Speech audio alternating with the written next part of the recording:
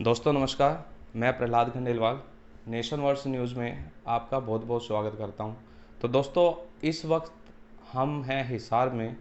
और हिसार में अगर हम बात करें तो हम एक ऐसे शख्स के साथ बैठे हैं जिन्होंने अपने देश में नहीं और अपने देश का नाम विदेशों में भी एक पैथी को लेके तक रोशन किया है।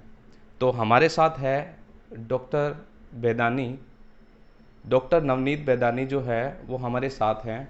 और आज हम इनके पास पहुँचे हैं एक पर्टिकुलर प्रॉब्लम को लेके, जो अप्रोक्सीमेटली हम अगर बात करें तो यंग एज में जो है वो आजकल ज़्यादा देखने को मिल रही है। वो आज का टॉपिक बता देता हूँ।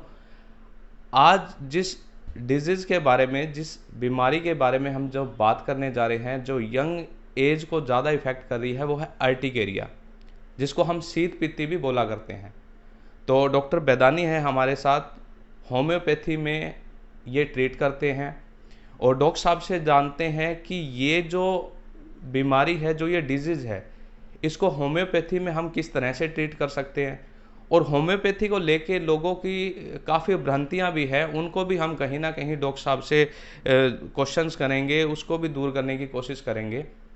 तो बात करते हैं डॉक्टर साहब से। डॉक्टर साहब नमस्कार। नमस्कार दोस्तों। नमस्कार।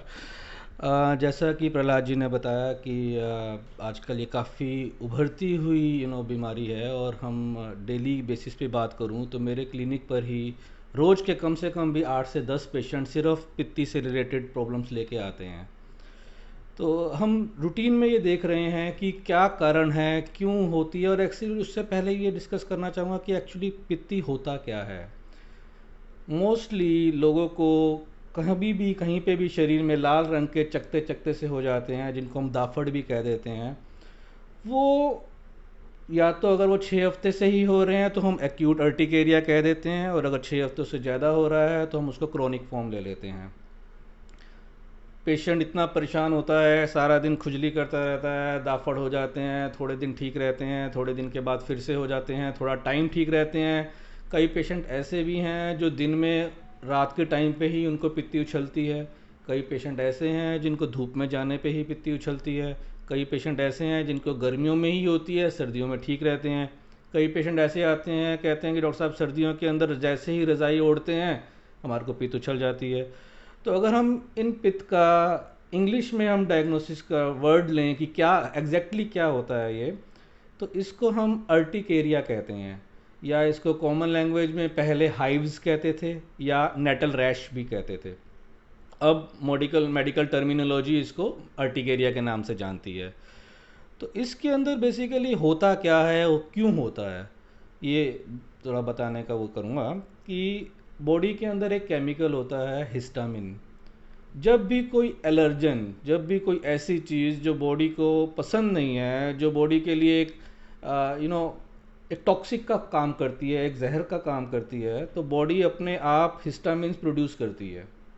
हिस्टामिन्स का क्या काम होता है कि वो एक बारी के लिए उसको बाहर निकालने की कोशिश करती है। समझो फॉर एग्जांपल कि गर्मी हो रही है, पित्त हो रही है, तो पित्त को वो बाहर निकालती है। अब एलोपैथिक में क्या होता है, हम एंटी हिस्टामिनिक ले लेते हैं। फॉर एग्जांपल कोई भी एंटी एलर्जिक दवाई, सेट्रिजिन ले ली, मोन्टेरेल ले ली, लिवोसेट्रिजिन ले ली, एलेग्रा ले ली।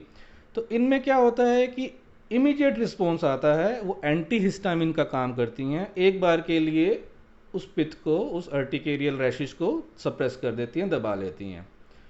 तो प्लस पॉइंट उसका ये है कि जो पेशेंट इमीडिएटली इतना सफ़र कर रहा है, इतना ज़्यादा उसको परेशानी हो रही है, खारिश कर रहा है, तो वो एक बार एंटी हिस्टामिनिक लेके उसको खारिश में आराम आ जाता है।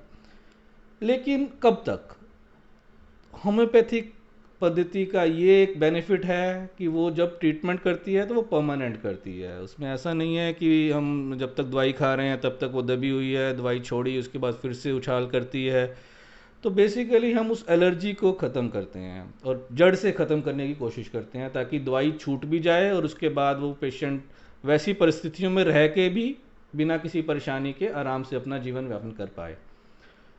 अब ये जानने की कोशिश करते हैं कि क्या कारण है, क्यों होती हैं ये। जैसे कि मैंने आपको बताया कि मोस्टली इसको एलर्जिक डिसऑर्डर्स के अंदर लिया जाता है कि किसी स्पेसिफिक चीज़ से एलर्जी हो गई है। तो कई बार हम टेस्ट करवाते हैं, जैसे कई लोग नॉन वेज खाते हैं तो फ़िश खाने के बाद ये काफ़ी कॉमन है कि मच्छी खाई थी डॉक्टर साहब आज रात को ना, और कल से हमें हो गई। कई बार पेशेंट आते हैं, डॉक्टर साहब आज रात को हमारे को अल्कोहल ज़्यादा हो गई थी, शराब ज़्यादा हो गई या नॉन वेज ज़्यादा हो गया, उसके बाद से हमको ये खुजली जाना रहने लग गई। और जब भी हम अल्कोहल का सेवन करते हैं, जब भी हम नॉन वेज का, जब भी कोई भी XYZ चीज़ जिससे उनको एलर्जी होती है वो लेते हैं, उसके बाद इमीडिएटली पित्त उछल जाती है। ये तो चलो ऐसी चीज़ें होगी जिसको हम पकड़ सकते हैं, हम कह सकते हैं चलो जी आप शराब का उपयोग मत करो, चलो जी आप मछली का उपयोग मत करो, क्योंकि हमें पता है कि हाँ इससे तकलीफ़ होती है। कुछ एक ऐसी चीज़ें होती हैं जिसको आप अवॉइड ही नहीं कर सकते, जैसे कि धूल मिट्टी। कितने ही पेशेंट ऐसे हैं कि जिनको धूल मिट्टी से एलर्जी हो जाती है, दाफड़ हो जाती है। या मौसम, जैसे गेहूं कटाई का मौसम चल रहा है या हुआ है अभी, तो इस अप्रैल के मंथ में जब भी गेहूं कटती है इस तरह के पेशेंट्स खूब बढ़ जाते हैं। क्या रीज़न होता है? हवा के अंदर पोलन्स होते हैं, वो पोलन्स जो है इसको बहुत ज़्यादा बढ़ा देते हैं। अब ऐसी चीज़ों को हम अवॉइड नहीं कर सकते। हवा में रहना है, सांस हमने लेना है, अंदर बाहर जाना है, मौसम बदलते रहने हैं, तो इसके अंदर क्या सिर्फ एक बार के लिए सप्रेस करना ट्रीटमेंट है? नहीं। तो इसके लिए होम्योपैथी बहुत अच्छा इलाज है, बट थोड़ा सा टाइम लेता है ये, क्योंकि हम जड़ से ख़त्म कर रहे होते हैं, हम एक बार सप्रेस नहीं कर रहे होते, जड़ से ख़त्म करते हैं, तो इसमें बहुत अच्छा रिस्पॉन्स मिलता है पेशेंट्स को। सर होम्योपैथी को लेके मतलब अगर मान लो कोई लोग अपने पास आते हैं, वो होम्योपैथी से ट्रीटमेंट अपना करवाते हैं, तो मतलब कि जो दूसरे लोग होते हैं, मतलब जहाँ पॉजिटिविटी है वहाँ नेगेटिविटी है, आपको बिल्कुल पता है। बिल्कुल। तो मतलब एक पैथी की तरफ कोई आदमी कदम बढ़ाता है तो पीछे वाला उसको खींच लेता है, भाई होम्योपैथी जो है एक तो वो काफ़ी लंबा इलाज है, सबसे पहली बात ये। दूसरा ये वो लोग ये बोलते हैं कि भाई इसके ऊपर कंडीशंस बहुत ज़्यादा अप्लाई करनी पड़ती है, भाई आपको प्याज नहीं खानी है, लहसुन नहीं खाना है, ये नहीं करना। क्या मतलब कि ये जो होम्योपैथी चिकित्सा है वो इतनी एडवांस होगी है कि ये चीज़ें अब मतलब कि ना के बराबर ही कंडीशंस जो हैं इस वे में चलती है? हाँ, नहीं ये आपका बहुत अच्छा क्वेश्चन है। बेसिकली ये लोगों में एक तरह की भ्रांति है कि होम्योपैथी में बहुत सारी रिस्ट्रिक्शंस हैं, ये नहीं खाना, वो नहीं पीना, ये दवाई से ये नहीं करना, वो नहीं करना। मेन मकसद क्या होता है, क्योंकि आपको जैसे पता है कि हमारी मोस्टली जो दवाइयाँ हैं वो जीभ पे काम करती हैं, हम चूसने के लिए सफ़ेद रंग की गोलियाँ में दवाई डालती जाती है, जो अर्क होते हैं वो डाले जाते हैं। तो अगर हम फॉर एग्ज़ाम्पल लेते हैं कच्चा प्याज, कच्चा प्याज अगर हम खाते हैं तो उसमें उसका स्मेल जो है वो लगभग 2 3 4 घंटे तक भी हमारे मुंह में स्मेल रहती है। तो क्या मकसद होता है, हम कहते हैं कि कोई भी खुशबू वाली चीज़ जिसका मुंह के अंदर स्मेल है वो हमारी मेडिसिन के साथ ना खाएं, और अगर खानी बहुत ज़रूरी है तो एटलीस्ट 2 3 घंटे का गैप कर दें। क्यों? क्योंकि हमारी दवाई जीभ पे काम करेगी, और अगर स्मेल है मुंह के अंदर तो उसका असर थोड़ा सा कम हो जाता है। तो बिना किसी रोक टोक के, बिना किसी रुकावट के हम अगर मेडिसिन खाएंगे तो उसका असर जल्दी होगा। अगर मुंह में कोई स्मेल नहीं है, मुंह के अंदर किसी भी तरह का पान का, कोई भी मसाले का, सौंफ का कोई सेवन नहीं कर रहा है, तो उससे मेडिसिन का असर थोड़ा सा जल्दी होगा। तो डॉक्टर साहब ये आर्टिकेरिया की अगर बात करें तो हम होम्योपैथी में इसको ट्रीट कैसे करते हैं सर, क्या वे है इसका ट्रीटमेंट का? देखो, इसमें दो तरह के ट्रीटमेंट होते हैं, एक होता है एक्यूट और एक होता है क्रोनिक। एक्यूट का मतलब यह है कि जिस वक्त पेशेंट बहुत परेशान हो रहा है उस वक्त हमें एक तरह से ऐसी दवाइयाँ देनी पड़ती है जो उसको टेम्परेरी सिम्टोमेटिक रिलीफ दें। जैसे कि वो खारिश हो रही है, तो अगर पेशेंट को खारिश में आराम ही नहीं आएगा, वो कैसे वेट करेगा कि मैं परमानेंट क्योर तो तब करूँगा जब मेरी पहले एक्यूट प्रॉब्लम ठीक हो। तो फर्स्ट स्टेज क्या होती है, फर्स्ट स्टेप क्या होता है कि पेशेंट को हम थोड़ा सा ऐसी मेडिसिन देते हैं, anti allergic kind of homeopathic, but जिनके साइड इफ़ेक्ट्स नहीं होते, तो उससे पेशेंट थोड़ा सा रिलीव होता है। साइड बाय साइड हम परमानेंट क्योर की तरफ जाते हैं कि जिस वजह से एलर्जी हुई है। भाई पेशेंट आया, पेशेंट ने कहा डॉक्टर साहब मुझे तो 6 महीने से ये प्रॉब्लम हो रही है, या 2 साल से हो रही है, या 6 साल से हो रही है। 6 साल पहले तो कुछ भी नहीं था, बॉडी आपकी वैसे ही थी, खा पी वैसे ही रहे थे। अब अचानक से क्या हुआ कि आपको ये प्रॉब्लम शुरू हो गई? दैट मीन्स कि कहीं ना कहीं बॉडी उसके अगेंस्ट एंटीबॉडीज़ प्रोवाइड कर रही है, एलर्जी हो रही है। तो एलर्जी को सप्रेस करना, एलर्जी को ठीक करना, इसको हम कहते हैं परमानेंट क्योर। कि जो जैसे आप पहले थे, पहले भी आप दूध लेते थे, अभी भी दूध ले रहे हो, पहले दूध लेने से कोई तकलीफ नहीं होती थी, अब दूध लेने से आपको दाफड़ हो रहे हैं, तो ऐसा क्या हुआ बॉडी के अंदर, उसी को ठीक करना है। तो होम्योपैथी बॉडी के इंटरनली सारा कुछ सिस्टम नॉर्मलाइज करती है, बॉडी के अंदर नेचुरल एंटीहिस्टामिन्स बनाती है रादर देन कि हम आर्टिफिशियल ले रहे हैं। अगर बॉडी के अंदर कोई एंटीजन बन रहे हैं तो एंटीबॉडीज़ जो है वो आर्टिफिशियली नहीं लेनी पड़ती। जैसे ही बॉडी की इम्यूनिटी बढ़ेगी, जैसे कि रोग प्रतिरोधक क्षमता बढ़ेगी, वैसे वैसे ये प्रॉब्लम अपने आप ठीक होती जाएगी। होम्योपैथी क्या करती है, होम्योपैथिक रोगी की रोग प्रतिरोधक क्षमता बढ़ाती है, इम्यूनिटी बढ़ाती है, रोगी के अंदर नेचुरल एंटीबॉडीज़ प्रोवाइड करती है कि बॉडी अपने आप ही पैदा करे, अलग से कुछ लेना ना पड़े, अपने आप ही ऐसी एंटीबॉडीज़ प्रोवाइड करे जिससे उसको एलर्जी हुए ना।